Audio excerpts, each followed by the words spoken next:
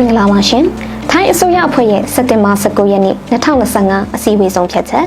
ထိုင်းနိုင်ငံအတွင်းနေထိုင်လုပ်ကိုင်နေသည့်အထောက်အထားမဲ့ရွှေ့ပြောင်းအလုပ်သမားများကိုတရားဝင်နေထိုင်လုပ်ကိုင်နိုင်ရေးအတွက်ပြီးခဲ့တဲ့စက်တင်ဘာလ19ရက်နေ့ထိုင်းအစိုးရအဖွဲ့ဆွေးနွေးချက်အရ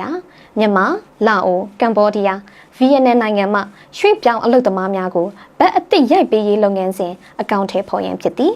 ထိုလုပ်ငန်းစဉ်ကိုအောက်တိုဘာ10ရက်နေ့တွင်စတင်၍လှုပ်ဆောင်ပေးမည်ဖြစ်ပြီးအဆင့်9ဆင့်ဖြင့်ရေးဆွဲအတည်ပြုထားကြောင်းသိရှိရသည်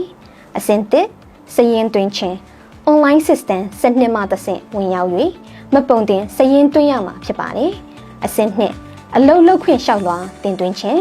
အလုပ်ရှင်သို့မဟုတ်အနာကုမ္ပဏီပွဲစားများမှရွှေ့ပြောင်းအလုပ်သမားများအတွက်အလုပ်လုပ်ခွင့်ခွင့်ပြုချက်တင်တောင်းလျှောက်ထားဖို့ဖြစ်ပါတယ်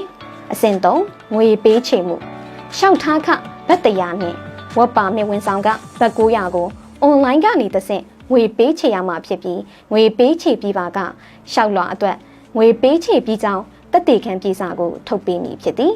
အလုပ်လုပ်ခွင့်ခွင့်ပြုချက်နှင့်အတူလျှောက်ထားခွင့်ပြေစာကိုလက်ခံရရှိပြီးသည့်နောက်၎င်းပြေစာကိုယာယီအလုပ်လုပ်ခွင့်အဖြစ်အသုံးပြုနိုင်သည်အဆင့်၄ထပ်ဆောင်းစာရွက်စာတမ်းများတင်သွင်းခြင်းထိုင်းနိုင်ငံရဲ့ဥပဒေနှင့်ညီညွတ်ရန်အတွက်သတ်မှတ်ထားသည့်အစိုးရစေယုံများတွင်သွေးစစ်ဆေးမှုခံယူခြင်းကျန်းမာရေးအာမခံကတ်ဝယ်ယူခြင်းနှင့်ထိုင်းလူဝင်ကြီးကြပ်ရေးရုံးတွင်မိမိဇီဝဆိုင်ရာအချက်အလက်တွားရောက်စစ်ဆေးမှုခံယူရန်ဖြစ်ပါလေအဆင့်၅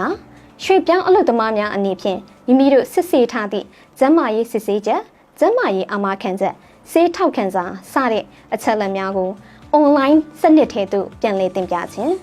အဆင့်6ရွှေ့ပြောင်းအလုပ်သမားများရဲ့တင်လျှောက်ထားတဲ့စာရွက်စာတမ်းအားလုံးကိုထိုင်းနိုင်ငံအလုပ်သမားရုံးကနေမှန်စစ်ဆေးခြင်း